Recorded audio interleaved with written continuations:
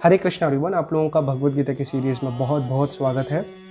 अभी हम भगवद गीता की सीरीज़ में आगे दुर्योधन के द्वारा बोले हुए श्लोकों को डिस्कस कर रहे हैं, जिसमें वो आगे बोल रहे हैं अध्याय 1 श्लोक क्रमांक 10 में अपर्याप्तम तदस्माकं बलम भीष्माभिरक्षितम पर्याप्तम त्वमेतेषां बलम भीमाभिरक्षितम।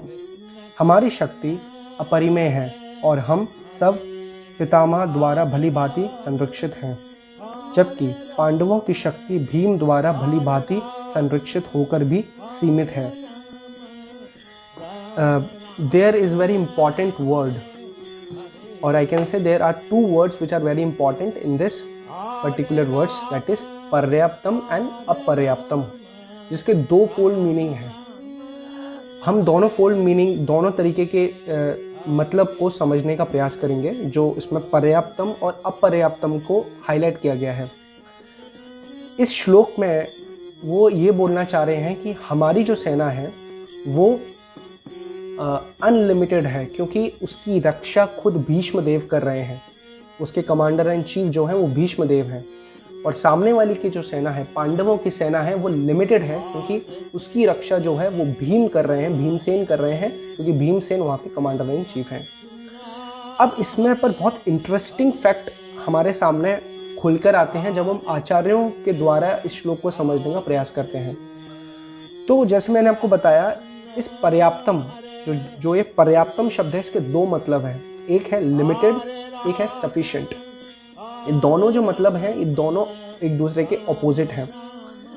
हम श्रील प्रभुपाद की टीका देखते हैं, हम बलदेव विद्याभूषण की टीका देखते हैं, तो हमें पता चलता है कि इन आचार्यों की टीकाओं में जो पर्याप्तम शब्द है, इसे लिमिटेड की तरह बताया गया है। और जब हम श्रीपद रामानुजाचार्य जो कि श्री संप्रदाय के हैं, और हम विश्वनाथ चक्रवर्ती ठाकुर और श्रीधर स्वामी जी की जब हम टीकाएं देखते हैं, तो हमें पता चलता है कि जो पर्याप्तम शब्द है वो सफिशिएंट लिया गया है।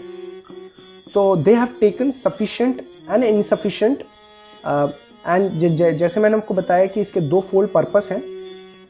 इसका जो लिमिटेड शब्द जो लिया गया है वो लिया गया from the perspective of Dronacharya, और from the perspective of Bhishmadev इसको लिमिटेड की तरह लिया गया है। देखिए, मैं आपको कंफ्यूज नहीं करूंगा, बस आप इतना समझ लीजिए कि पर्याप्तम शब्द है, इसके दो मतलब आचार्यों द्वारा दिए गए हैं। पहला लिमिटेड, दूसरा सफिशिएंट। हम आगे देखते हैं ऐसा क्यों है। दुर्योधन जो है ये बहुत बड़ा डिप्लोमेट है, बहुत बड़ा डिप्लोमेट है। इसको बात करने का तरीका दुर्योधन बहुत अच्छी तरह जानता है कि किस तरीके से किससे कैसे बात करनी है और कैसे किसी को अपनी साइड कर लेना है। दुर्योधन इसमें बहुत एक्सपर्ट है। दुर्योधन जब द्रोणाचार्य से बात कर रहे हैं, तो वो बात करते करते इसको बोल रहे हैं कि पर्याप्तम तदस्माकं बलम भीष्माभिरक्षितम। पर्याप्तम को यूज कर रहे हैं एज अ सफिशिएंट, कि जो सामने वाली सेना है वो सफिशिएंट है और हम लोग इनसफिशिएंट है। क्यों इनसफिशिएंट है? Because though we have Bhishmadev as a commander in chief, but उनकी जो लॉयल्टी है वो डिवाइडेड है, क्योंकि उन्हें पांडव से एक सॉफ्ट कॉर्नर है, उनकी तरफ एक खास प्रेम है, जिसके चलते दुर्योधन कहना चाह रहे हैं द्रोणाचार्य से कि आपको ही रिस्पॉन्सिबिलिटी संभालनी है मेरी सेना की, क्योंकि जो भीष्मदेव हैं उनकी लॉयल्टी तो डिवाइडेड है।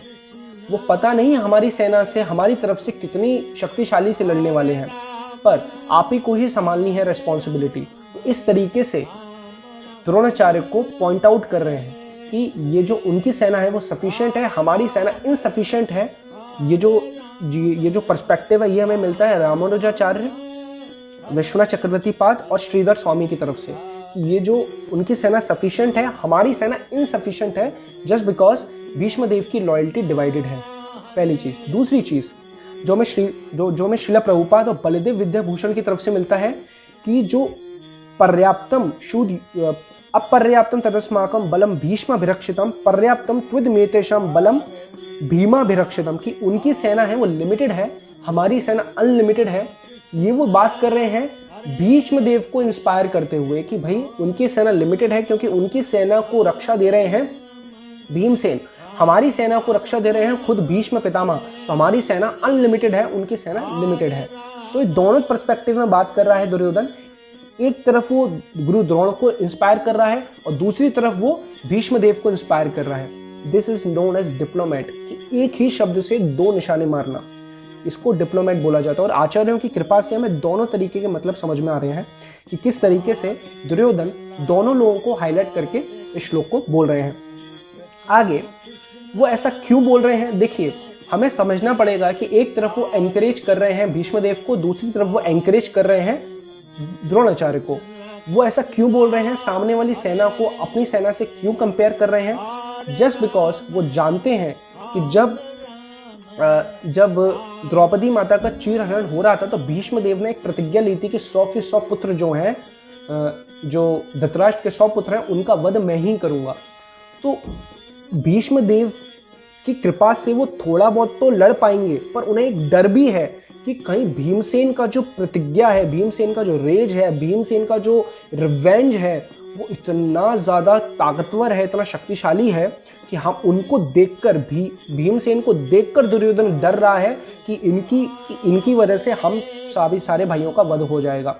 इसी वजह से वो, जिससे हम डरते हैं अक्सर हम उसको अपनी बातों में छोटा करने का प्रयास करते हैं। तो उसी तरीके से वो उनको लिमिटेड बोल रहे हैं और अपने आप को अनलिमिटेड बोल रहे हैं, क्योंकि वो भीमसेन से कहीं ना कहीं डरते हैं।